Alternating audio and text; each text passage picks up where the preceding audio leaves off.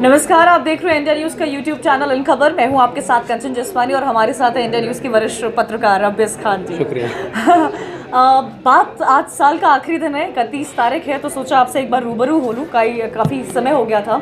2019 वो साल है जिसने कई सारी राजनीतिक चीज़ें बदलते हुए देखी है। अगर शुरुआत की जाए तो एक बार फिर से मोदी की दोबारा प्रचंड बहुमत के साथ बीजेपी की सरकार बनना और उसके बाद जो तमाम स्टेट्स में सियासत गंवाई बीजेपी ने, उस पर भी चर्चा करेंगे। कई सारे बड़े बिल्स आए हैं, सरकार के क्या बड़े काम रहे हैं, क्या इस सरकार का ड्रॉबैक रहा है, उस पर भी थोड़ा लाइट थ्रो करने की कोशिश करेंगे।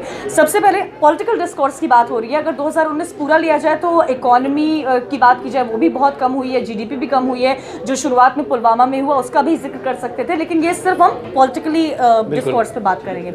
सबसे पहले 2019 में जो सरकार बीजेपी की बनी थी और दोबारा से प्रचंड बहुमत के साथ 303 सीट पर, उत्तर प्रदेश से वैसी उम्मीदें नहीं थी। अब्बेस, लोग कह रहे थे कि मायावती और अखिलेश एक साथ आए हैं तो हो सकता है कि उत्तर प्रदेश के जो आंकड़े होंगे वो कुछ चमत्कारी होंगे और शायद उतनी सीटें बीजेपी को नहीं आए। लेकिन उन सब मसलों को बीजेपी ने डाउन करके राष्ट्रवाद एक बहुत बड़ा मुद्दा बना था। शायद ये भी बहुत बड़ी वजह रही थी 303 सीट लाने पर। बिल्कुल, बीजेपी के साथ हिंदुत्व का कार्ड तो बड़ी चीज़ रही। उसने एक बीजेपी के ऊपर इल्ज़ाम शुरू से लगते रहे कि वो हमेशा वोट को पोलराइज करते हैं, वो हिंदू मुसलमान बांट के वोट करते हैं।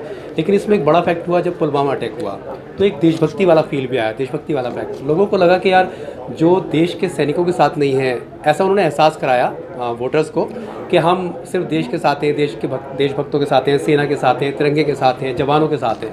कैंपेनिंग में भी उन्होंने इस्तेमाल किया, कई बार सवाल भी उठे। हाँ। तो देश का जो अब तक पोलराइज हिंदू मुसलमान के नाम पर हो रहा था वो अब देशभक्ति के नाम पे भी हो गया। एक तरह से दूसरे ग्रुप को ये हिट किया गया कि आप देशभक्त नहीं है, देशभक्ति एक लॉबी है, सिर्फ वही हमारे साथ है, और उनको उन्होंने जोड़ने की कोशिश करी और उसका नतीजा भी सामने आया। 303 सीट के साथ हुआ है। लेकिन अच्छा ठीक है, अब इसी में आपसे ये जानना चाहती हूँ हमारे व्यूअर्स के लिए, इन सरकार के वो ऐसे कौन से कदम हैं जो वाकई सरकार ने आते ही बहुत बड़े स्टेप्स लिए हैं जो कंट्री के हित में है। जैसे हमने कहा जाए, जैसे इससे पहले भी मैंने जिक्र किया कि इकोनॉमी इतनी नीचे हुई, पर मुद्दे दरअसल इतने सारे हो गए कि हमने इकोनॉमी पे बात ही नहीं की। तमाम चैनल्स आपने भी देखा होगा, इकोनॉमी को लेकर उतनी आवाज़ नहीं बुलंद हुई जितनी आवाज़ सीए को लेकर बुलंद हुई थी, जितनी आवाज़ 3 तलाक को लेकर बुलंद हुई थी। देखिए, बीजेपी को और 2019 को सिर्फ एक और बड़ी वजह से याद करना चाहिए कि बहुत कुछ बदला, देश का नक्शा भी बदल गया। हाँ, कश्मीर से अगर शुरुआत करिए तो उन्होंने एक बहुत बड़ा फैसला किया 370 हटाने का, जिस पे कई सरकारें हमेशा उसको, वो एक तरह से 370 सियासी मोहरा था बहुत सारी सरकारों के लिए। ऐतिहासिक भी कह सकते हैं। ऐतिहासिक भी था और बीजेपी के हमेशा से एजेंडे में था।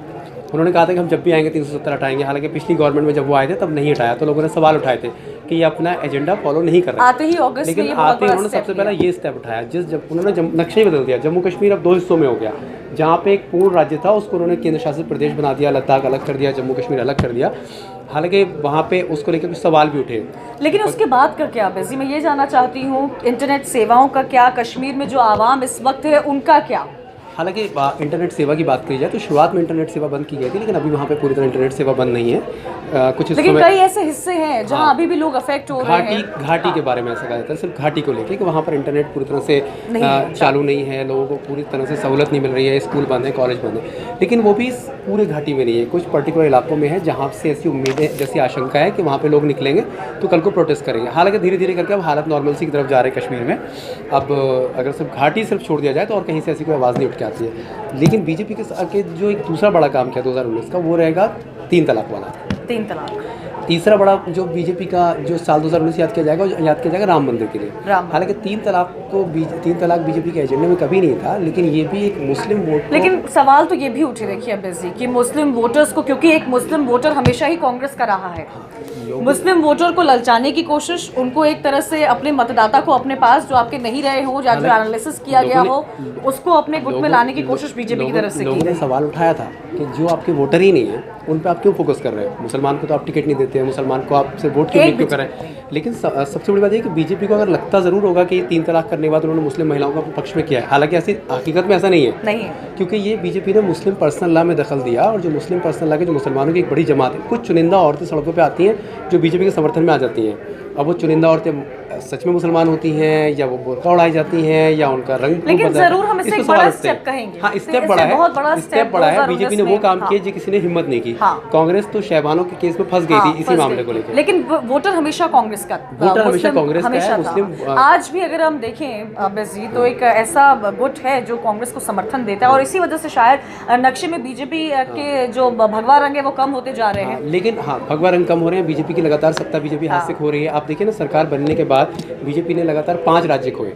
बीजेपी महाराष्ट्र से चली गई, हरियाणा में उनको सांस में अटकी हुई, गले में अटकी हुई सरकार कह सकते हैं आप। कांग्रेस ने थोड़ी मेहनत और की होती तो शायद इस वक्त कांग्रेस की सरकार कांग्रेस ने अगर हुड्डा को कमान थोड़ा और पहले दिया होता, हुड्डा को थोड़ा सा लेट दिया, अगर हुड्डा को पहले कमान दी होती तो शायद सरकार वापस कांग्रेस के खेमे में आ जाती, क्योंकि खट्टर से लोग खुश नहीं थे। झारखंड में तो आप एक तरह से क्लीन स्वीप। झारखंड में बीजेपी की सरकार जाने की सबसे बड़ी जो वजह है वो सिर्फ रघुवर दास है, बीजेपी नहीं है।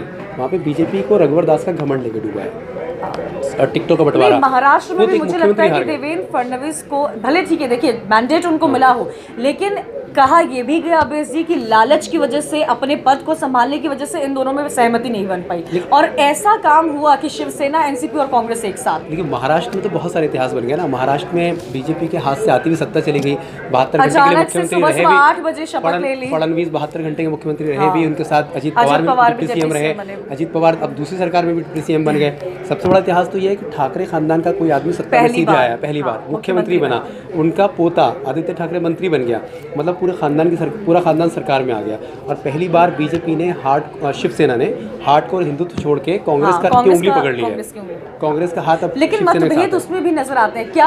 अब इसी मैं ये जानना चाहूंगी, जो कर्नाटक में हाल हुआ था कांग्रेस का, कुमारस्वामी जेडीएस के साथ सरकार बनाई थी, क्या ऐसा उसके बाद देखिए बीजेपी की सरकार बन गई, वो बहुत बड़ा बीजेपी के लिए, येदियुरप्पा दोबारा से वहां पर मुख्यमंत्री बने, वो बहुत स्ट्रॉन्ग फुट पर देखा जा रहा था। लेकिन क्या महाराष्ट्र का भी हाल, जो बार बार बीजेपी आरोप लगाती आई है कि ऐसा होगा आने वाले समय में, क्या हो सकता है? यहाँ पर क्या है कि यहाँ पर जो कमान है सत्ता की वो बहुत मजबूत हाथ शरद पवार के हाथ में है। शरद पवार किंग मेकर है। शरद पवार ने अपने बेटे को डिप्टी सीएम बनाया, इतने आराम से वो जाने नहीं देंगे सरकार। कम से कम 2.5 साल तो ये सरकार कहीं नहीं जा रही है, क्योंकि आपको याद होगा कि जब अजीत पवार डिप्टी सीएम बने थे बीजेपी की गवर्नमेंट में, तो सबसे पहले आती सिंचाई घोटाले के केस वापस हो गए थे, तुरंत वापस हुए थे। ये इस पे भी कई सवाल हुए थे कि 9 केसेस लमसम मेरे ख्याल से थे जो सारे उन पे वापस हो गए। सत्ता में ऐसा नहीं होता कोई दूध का धुला होता है, ना एनसीपी में दूध के धुले हैं, ना कांग्रेस में दूध के धुले हैं, ना शिवसेना में, ना बीजेपी में। तो ऐसा ये गलती बिल्कुल नहीं करेंगे 2.5 साल से पहले सरकार गिराएं। इसीलिए इन्होंने, आप याद कीजिए, इन्होंने उद्धव ठाकरे को सीएम प्रोजेक्ट करवाया। पहले चर्चा शुरू में चली थी कि शायद आदित्य ठाकरे, शुरू में दावा भी करने गए थे वो, लेकिन अंदर खाने की खबर ये है कि सोनिया और शरद पवार ने इस पर एतराज़ जताया कि आदित्य ठाकरे नहीं, उद्धव को आगे आना चाहिए, तो समर्थन होगा। ऐतिहासिक भी था महाराष्ट्र का। देखिए महाराष्ट्र, झारखंड और जिस तरह से तमाम विधानसभा चुनाव हुए, आने वाले समय में दिल्ली और बिहार में होने वाले, उसमें भी मुझे लग रहा है दिल्ली में जितने लोगों से मैंने बात की अब्बास जी, स्ट्रीट्स पर जाकर उनका बहुत बड़ा एक ऐसी वर्ग है जो आम आदमी पार्टी के सपोर्ट में। हालांकि वोटर पे अभी भी बहुत जल्दी ट्रस्ट करना, वोटर पे बहुत जल्दी ट्रस्ट करना ठीक नहीं होता है, बिल्कुल। लेकिन काम की पर्पज से जो दावे आम आदमी पार्टी ने, जैसे कि इलेक्ट्रिसिटी का 200 यूनिट फ्री कर दिया गया, वाईफाई के बारे में बोला गया था, और वाटर की बात की जाए, खासकर स्कूल्स की बात की जाए। अरविंद केजरीवाल ने अपने वादे पूरे तो किए, लेकिन आप याद रखिए, ध्यान दीजिए कि सब आखिरी साल में किए। आखिरी साल में उन्होंने क्यों किया? उन्होंने पहले साल से क्यों नहीं किया? 67 सीटों के साथ सरकार में आए थे, आखिरी सीटों के साथ उन्होंने इसलिए किया, उनको पता है कि वोटर्स को जो है सबसे आखिर वाली चीज़ें याद रहती है। रिकॉल मेमोरी हमारी वोटर्स की, आम आदमी की बहुत कमज़ोर होती है। सबसे आखिर में आके कल उन्होंने एक नया अनाउंसमेंट किया था कि बोर्ड के बच्चों की फीस माफ़ होगी, कैंटोनमेंट एरिया में बिजली सस्ती होगी। तो ये सबसे लास्ट है। अब 2 महीना फरवरी में चुनाव हो जाएगा, वहाँ पे लोगों को अभी का याद रहेगा। इसी साल में ही उन्होंने अभी 1-1.5 महीना पहले वाईफाई का ऐलान किया, लड़कियों के लिए बस, महिलाओं के लिए बस में मेट्रो या डीटीसी, या महिलाओं के लिए डीटीसी बस का फ्री सफर, या बिजली पानी, ये सब उन्होंने आखिर के सालों में किए हैं। यानी मंझे हुए पॉलिटिशियन तो हैं अरविंद केजरीवाल। बीजेपी को उनसे बहुत बहुत बहुत बड़ी फाइट मिलने वाली है, रास्ता आसान नहीं है। कांग्रेस कहाँ है अब्बास जी? दिल्ली में आप कांग्रेस को कहाँ पर कांग्रेस देखते हैं? अभी तीसरे नंबर पे होगी। उसकी वजह यह है कि जब तक शीला दीक्षित थी तब तक कांग्रेस उभर के आ रही थी, लेकिन अभी कांग्रेस के पास नेता नहीं है दिल्ली में।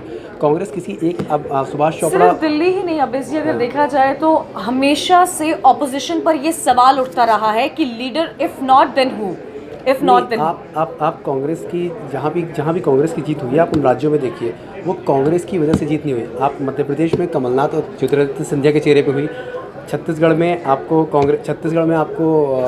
कांग्रेस के छत्तीसगढ़ में आप कह सकते हैं कांग्रेस की मेहनत काम आई, लेकिन पंजाब में हाँ, कैप्टन के नाम पे जीत हुई।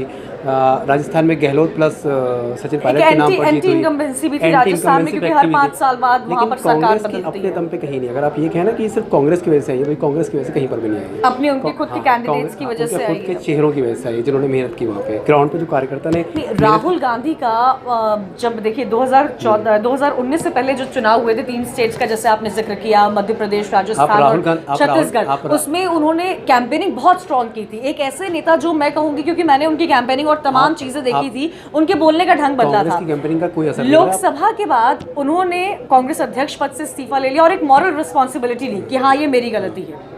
आप राहुल गांधी छोड़िए, आप कांग्रेस में प्रियंका गांधी का भी करिश्मा नहीं है। प्रियंका गांधी राहुल की उस अमेठी सीट पर आखिरी सांस तक डटी रही, फिर भी नहीं जिता पाई। राहुल अपनी क्योंकि अमेठी सीट हार गए। हाँ, ये बहुत बड़ा एक ये 2019 का ये भी सबसे बड़ा सेटबैक कहा जाएगा। ये इसको याद रखा जाएगा कि राहुल अपनी अमेठी सीट हार गए और राहुल को इसका एहसास पहले ही हो गया था, इसीलिए वो केरल की सीट से वायनाड से चुनाव लड़ने चले, वहां से वो जीते। ये वो उनको एहसास हुआ था और उन्होंने, उनकी बहन ने पूरे टाइम मोर्चा संभाला। सोचो जो प्रियंका गांधी एक अमेठी की सीट, जिनको उत्तर प्रदेश का महासचिव बनाया गया था, जो एक अमेठी की सीट नहीं जिता सकी, उनके दम पे कांग्रेस कैसे भी पूरा देश जीत लेगी। तो कांग्रेस को बहुत मेहनत करना पड़ेगा। लेकिन अब प्रियंका गांधी उभर के आ रही हैं। आप देखिए सीए का जो हुआ है, जितना जैसे हम सवाल कर रहे थे कि ऑपोजिशन कहाँ है, इस मुद्दे पर ऑपोजिशन को एक साथ होना चाहिए, तो प्रियंका गांधी ऐसी है जो सुर्खियों में बनी हुई है। देखिए अभी भी हालांकि कांग्रेस को कार्डर लेवल पर बहुत मेहनत करने की जरूरत है। सिर्फ प्रियंका के चेहरे से पूरे देश में काम नहीं बनेगा, कार्डर कांग्रेस के पास नहीं है। रही बात 2019 की एक और बड़ी खबर, सीए नागरिकता कानून, नागरिकता और एनआरसी, इस पे लेकर हालांकि अभी पूरी तरह से भ्रम साफ नहीं हुआ है। जो लोग कंफ्यूज हैं, एनआरसी को लेकर लोग कंफ्यूज हैं। सरकार कहती है, प्रधानमंत्री मोदी कहते हैं कि हमने एनआरसी का जिक्र नहीं किया है, और आई एम श्योर आपने वो वीडियो देखा होगा जब गृह मंत्री एनआरसी का कितनी बार जिक्र करते हुए नजर आते हैं। लोग परेशान है, कंफ्यूज हैं। लोग यही सवाल पूछ रहे हैं कि जो संसद में कही जाएगी बात उसको हम ऑथेंटिक माने, या जो रामलीला मैदान में कही जाएगी उसको ऑथेंटिक माने। क्योंकि संसद में 2 बार अमित शाह एनआरसी का जिक्र कर चुके हैं, संसद में एक बार गृह राज्य मंत्री नित्यानंद राय डिटेंशन सेंटर की बात एक्सेप्ट कर चुके हैं। अब अगर यही बात रामलीला मैदान से प्रधानमंत्री कह रहे हैं तो लोग सवाल उठा रहे हैं कि हम रामलीला मैदान को सच माने कि हम लोकसभा को, जो ऑथेंटिक होती है, जो आधिकारिक है।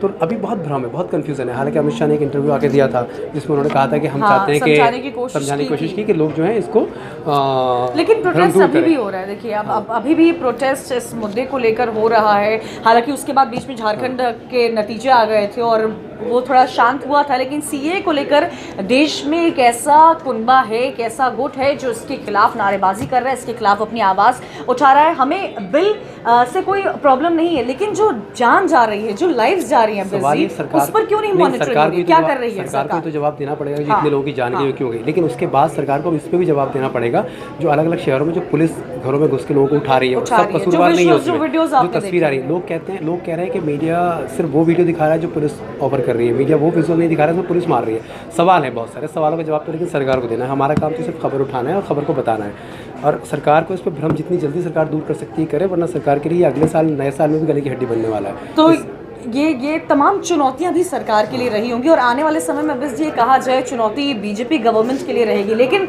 एक नक्शा आपने देखा होगा जो काफ़ी वायरल भी हुआ था, आई एम श्योर, किस तरह जो बीजेपी पार्टी है वो तमाम राज्यों से उनकी सरकार जाती हुई नजर आई और सिमटती हुई रह गई थी।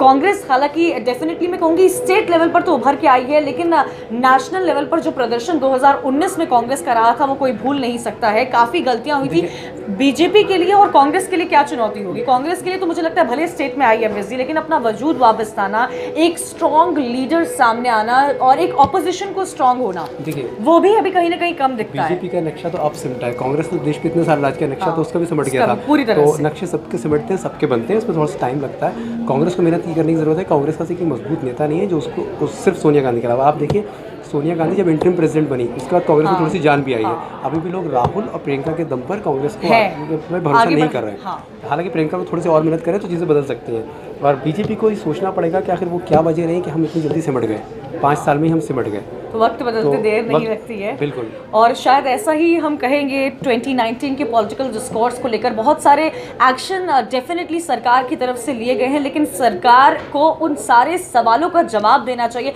मैं एक आखिरी में जाते जाते ये कहना चाहती हूँ, एक यूपीए का दौर था जब मुझे याद है मनमोहन सिंह जी प्रेस कॉन्फ्रेंस करते थे, राउंड टेबल, और कई सारे पत्रकार रहते थे। मैंने प्रधानमंत्री मोदी की जो पहला उनका टेन्योर रहा था 5 साल का, उसमें आखिरी में एक प्रेस कॉन्फ्रेंस हुई थी जब उन्होंने आंसर दिया था, कोई प्रेस कॉन्फ्रेंस नहीं। हाँ, लोग, हालांकि मोदी जी ने एक बार प्रेस कॉन्फ्रेंस की थी जिसकी वजह से उन्होंने कुछ सवालों के हालांकि जवाब नहीं देते, सिर्फ सवाल क्यों जब उन्होंने कहा था कि हमारे अध्यक्ष ही जवाब दिए थे। भ्रम दूर करने के लिए इनको खुल के आना तो पड़ेगा, तभी इसका कोई फाइनल हल निकल सकता है। बिल्कुल, शुक्रिया बस जी, आई एम श्योर ये काफ़ी इंसाइटफुल रहा होगा। 2019 का पॉलिटिकल डिस्कोर्स ये रहा, आने वाले समय में देखना होगा कि 2020 इन तमाम पार्टीज के लिए कैसा जाता है। ज़्यादा जानकारी के लिए देखते रहिए इन खबर। इन खबर चैनल को सब्सक्राइब करें और बेल आइकन दबाना ना भूलें।